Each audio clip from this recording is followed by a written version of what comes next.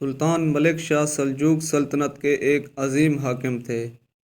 ایک مرتبہ وہ اصفہان کے جنگل میں شکار کھیل رہے تھے۔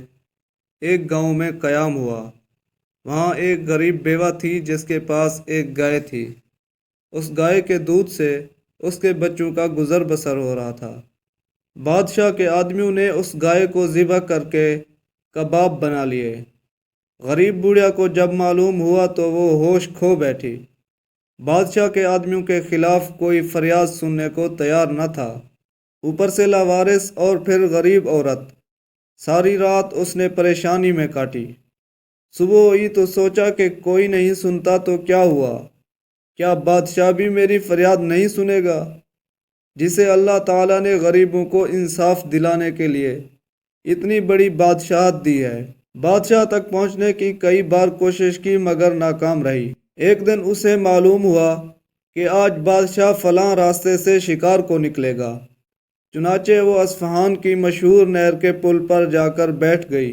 جب سلطان پل پر آیا تو بڑھیا نے ہمت سے کام لے کر کہا، اے الپرسلان کی بادشاہت کے وارث، میرا انصاف اس پل پر کرے گا یا پل صراط پر؟ جو جگہ پسند ہو ابھی بتا دیں۔ بادشاہ کے ساتھی یہ عورت کی دلیری دیکھ کر حیران رہ گئے۔ بادشاہ گھوڑے سے اترا اور ایسا معلوم ہوتا تھا کہ اس عجیب و غریب سوال کا اس پر بہت بڑا اثر ہوا ہے۔ پھر بڑھیا سے کہا، پل صراط کی میرے اندر ہمت نہیں ہے، میں تمہیں یہاں انصاف دینا چاہتا ہوں، بتاؤ تمہاری کیا فریاد ہے؟ بڑھیا نے سارا ماجرا بیان کیا۔ بادشاہ نے اپنے سپاہیوں کی اس بےہودہ حرکت پر بڑھیا سے معافی مانگی اور ایک گائے کے بدلے میں اس کو 70 گائیں دی اور کافی سارا روپیہ بھی دیا۔ جب اس بڑھیا نے کہا کہ میں تمہارے عدل و انصاف سے راضی ہوں اور میرا اللہ اور اس کے رسول بھی آپ پر راضی ہوں، اس پر سلطان ملک شاہ نے اللہ تعالیٰ کا شکر ادا کیا۔